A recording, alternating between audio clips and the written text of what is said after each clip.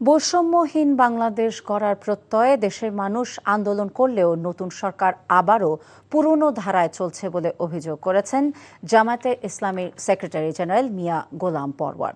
একই সঙ্গে তিনি বলেন, দেশের ব্যবসা বাণিজ্য এবং শিল্প খাত সহ সব ক্ষেত্রে স্বাধীন সিদ্ধান্ত নিশ্চিত করতে হবে।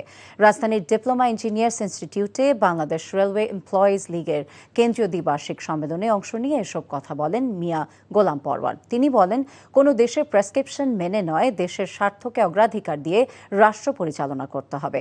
ন্যায়ভিত্তিক এবং বৈষম্যহীন বাংলাদেশ গঠনে সরকারের প্রতি আহ্বান জানান তিনি।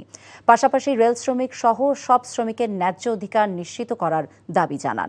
এ সময় সংগঠনের নেতাকর্মীরা আগামী জাতীয় বাজেটে রেল খাতকে বিশেষ গুরুত্ব দেওয়ার আহ্বান জানান। স্বাধীনতা গণতন্ত্র অর্থ হলো শুধু একটা ভূখণ্ডে একটা পতাকা, একটা জাতীয় সঙ্গীত নয়। আমার রাজনীতি, আমার ট্রেড ইউনিয়ন, আমার গণতন্ত্র, আমার নির্বাচন, আমার ব্যবসা বাণিজ্য, আমার সীমানা স্বাধীন থাকবে, আমার পানি সমস্যা, আমার বর্ডার সমস্যা, আমার ব্যবসা বাণিজ্য, আমার ট্রেড ব্যালেন্স, এই সব ব্যাপারে আমরা স্বাধীন থাকবো। কোনো দেশের নির্দেশে আমার দেশ চলবে।